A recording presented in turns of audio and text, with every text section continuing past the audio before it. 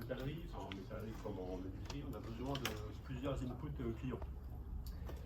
La première, c'est quel est l'encombrement, qu'est-ce qu'on a besoin, qu'est-ce qu'on souhaite avoir comme escalier. L'escalier droit, de l'escalier quart tournant ou éventuellement double quart tournant. On a besoin de savoir ce que les clients veulent comme type de marche, si c'est du bois, si c'est du full métal.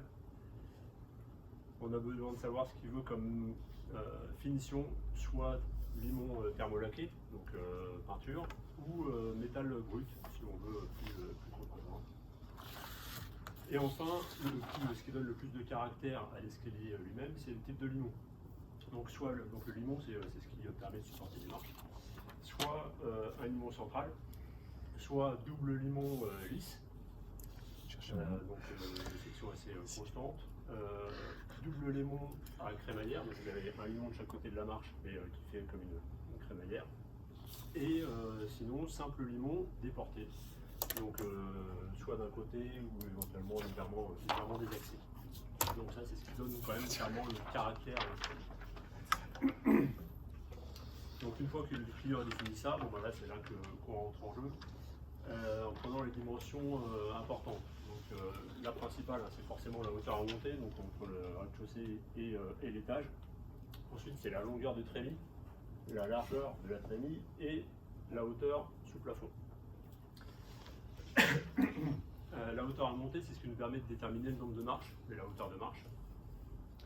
La longueur de trémie, c'est ce qui nous permet de déterminer la longueur de l'escalier, donc le giron des marches, donc c'est la profondeur de marche. Usuellement, on prend quelque chose entre 20 et 25, et ce qui nous permet de confirmer le confort de l'escalier, c'est la formule de Blondel, c'est qu'il faut que deux hauteurs de marche plus un giron, ça soit compris entre 60 et 64 cm. La largeur des trémies, ça nous permet de déterminer l'encombrement qu'on a pour faire l'escalier et de positionner la ligne de foulée. Donc c'est là où on marche principalement quand on monte un escalier. Et la hauteur de plafond, ça nous donne une contrainte supplémentaire. Typiquement sur un escalier quart tournant, on part d'ici, hop, on a un petit virage dans le bas, il faut être sûr qu'on passe au niveau de la tête pour ne pas se cogner dans le plafond quand on descend. Donc typiquement un exemple ici, on sait qu'on a 2965 de longueur de trémie disponible, 852, donc on positionne notre ligne de foulée à 500 par rapport au limon intérieur, et on regarde quelle longueur de marche on arrive à faire, y compris dans le virage, là, 235 mm partout, pour être sûr que quand on arrive ici et que là on a le plafond, on a bien 1900 qui est la hauteur minimum à respecter. Donc à présent, je l'ai fait pour avoir 2015 mm, donc ça passe impeccable. Voilà. Donc là, on a défini globalement quelle tête allait avoir notre escalier.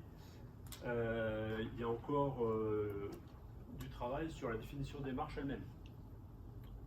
Basiquement, on pourrait se satisfaire d'avoir des marches droite, et juste dans le virage, des marches rayonnées comme ça, qui nous permettent d'avoir le maximum de marches similaires.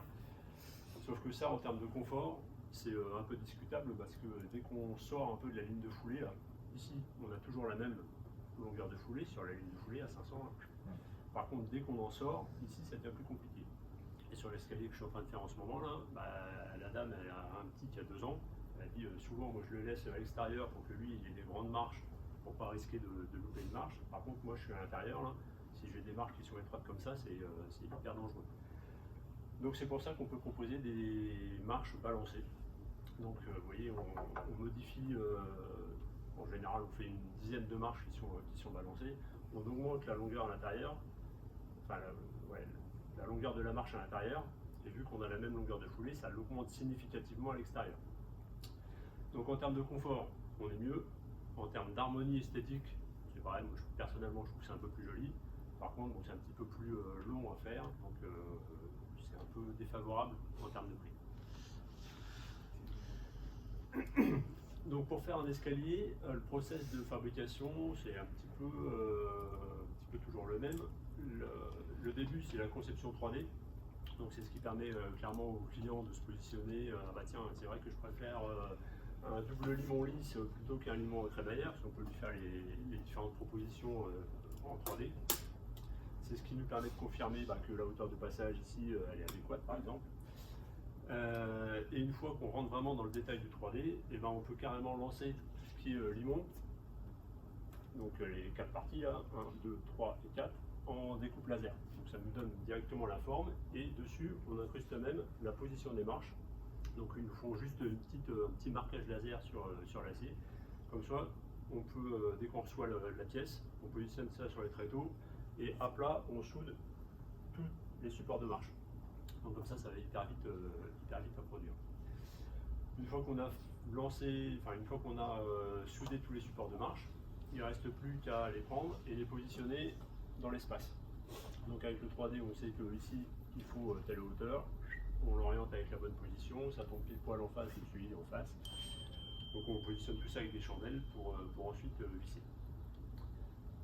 Après vient la réalisation des garde-corps. Bon là tout est un peu gris sur gris, mais on voit le garde-corps qui est en train d'être monté ici et ici. Donc on a soudé tout ça, on démonte, on fait la finition en termes de meulage et on envoie en peinture. Donc différentes réalisations, donc celle c'est dans l'atelier en ce moment là, ça va donner ça, vous aurez le résultat dans quelques semaines après installation. Donc c'est carte tournant, marche balancée, double limon lisse, avec la particularité que le client ne voulait pas les garde-corps extérieurs. Donc on a le garde-corps qui sont fixés à l'intérieur du limon. Et la particularité aussi qu'on a un poteau ici qui sera caché dans une cloison placo, parce qu'en haut le palier c'est juste du plâtre, enfin on peut pas supporter la charge de l'escalier sur le plancher. Là, on a un escalier limon central qui n'est pas terminé puisqu'il manque les marches en hêtre dessus. Il a la particularité d'avoir son limon central débillardé. Donc là, c'est un quart tournant. Donc le quart tournant, sur un limon central, on a deux options. Soit on fait la grande partie droite, la petite partie droite ici, on a un angle là, perso que je trouve un peu inesthétique. Soit on fait une poutre débillardée, c'est-à-dire qu'elle part dans ce sens-là, elle fait une courbe en gardant la surface de dessus toujours horizontale et elle continue dans la foulée. Donc qui fait assez harmonieux. Et là, on a un simple limon excentré, donc qui permet de générer vraiment qui ne coupe pas la vision quand on rentre dans le gîte. Donc ça, c'est la porte d'entrée ici. Donc l'escalier est super léger grâce au fait qu'on n'ait pas de limon de ce côté-là, même si de ce côté-là, on a un UPN de 200 qui fait assez massif, et le fait d'en avoir un seul fait que c'est très léger. Et pour finir, ça sort un petit peu du cadre parce que là je m'étais concentré sur les escaliers droits. C'est ce que je peux faire aussi. Là, le client voulait un escalier hélicoïdal plutôt années 1900. Donc on a trouvé ça, j'ai trouvé ça sur internet. Donc on achète des marches en fonte avec le fût vendu avec. Et il faut l'adapter en fait en créant le palier sur la partie supérieure. Donc là le client voulait l'encastrer vraiment dans ce petit coin là pour pas gêner le flux dans sa chambre d'hôte. Donc je vais créer le palier en partie supérieure là, pour aller rejoindre la mezzanine qui était là. Toujours dans l'harmonie, entre un peu 1900, on trouve un poteau qui va bien là pour être dans l'harmonie de l'ensemble. Et tu as fait quoi là sur la partie dont tu dis que tu as acheté? Il y a des trucs que tu as acheté sur internet, et quoi tu as fait? Tout ça c'est fabriqué, c'est de la fonte moulée, c'est le genre de choses qui étaient faites en France en 1900, qui maintenant est fait en Chine, donc ça vient de Chine. Donc on a les marches une par une, et puis je les assemble, et ma valeur ajoutée là, ça a été de créer ce palier là. Donc, le garde-corps, il est aussi, c'est toi qui l'as fait?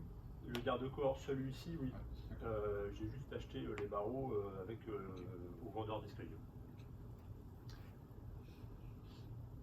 Voilà, donc si vous souhaitez un escalier unique et confortable, parce que c'est un truc primordial sur les escaliers, c'est que ça soit confortable et sécurisé. critères. Un projet suivi et participer à l'épanouissement du méthodologie, c'est quelque chose qui est vraiment sympa à faire. N'hésitez pas à faire appel à l'atelier Christophe Randal entre idées et sa réalisation.